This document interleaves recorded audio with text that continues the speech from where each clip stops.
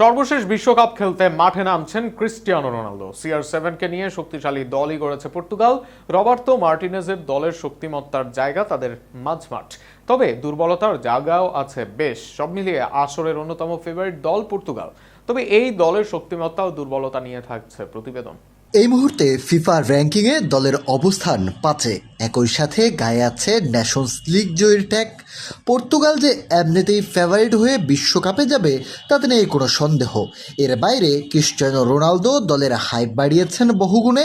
এই স্কোয়াড ঘোষণার পর সেটা আরও উল্লেখযোগ্য আকারে প্রকাশ পেয়েছে। সব মিলিয়ে আলোচনা, বিশ্বকাপে জয়ী হিসাবে কতটা এগিয়ে থাকবে পর্তুগাল, দলের শক্তিমত্তা ও দুর্বলতার জায়গায় বা কী।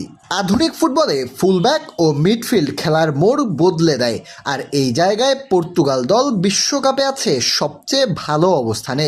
নুনো মেন্ডিসকে সময়ের সেরা লেফট ব্যাক বললে ভুল হবে না। ক্যান্সেলো, ম্যাথুস নুনেস, দিয়াগো দালত বা নেলসন সেমেদো, ফুলব্যাকে এত অপশন আর কোনো দলেরই নেই, তা বলাই যায়। তবে সমস্যার জায়গা হতে পারে সেন্টার ব্যাকে পর্যাপ্ত খেলোয়াড় না থাকা। রুবেন দিয়াসের মতো সেন্টার ব্যাক দলে আছে, গঞ্জালো ইনাসিয়েরাও দারুণ, কিন্তু এই পজিশনে অভিজ্ঞ 4 বা 5 মুখ নেই এই স্কোয়াডে। এই মেকশিফট সেন্টার ব্যাকে সমস্যার জায়গা হলেও হতে পারে পর্তুগাল দলে।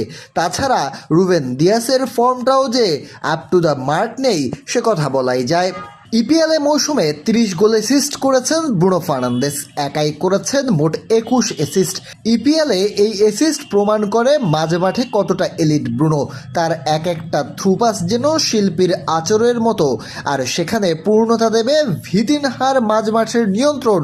মৌসুমে 16 গোল অ্যাসিস্ট ভিতিনহার, তবে 96% পাসিং হার বলে দেয় বল পায়ে কতটা দুর্দান্ত তিনি।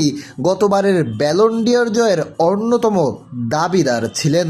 জুয়াও নেভেস বেশ হার্ড ওয়ার্কিং মিডফিল্ডার, রুবেন নেভেসও ব্যাকআপ হিসাবে দারুণ। এছাড়া ম্যানচেস্টার সিটির বার্নার্ডো সিলভা আছেন মার্কোর আন্ডাররেটেড নাম সামু।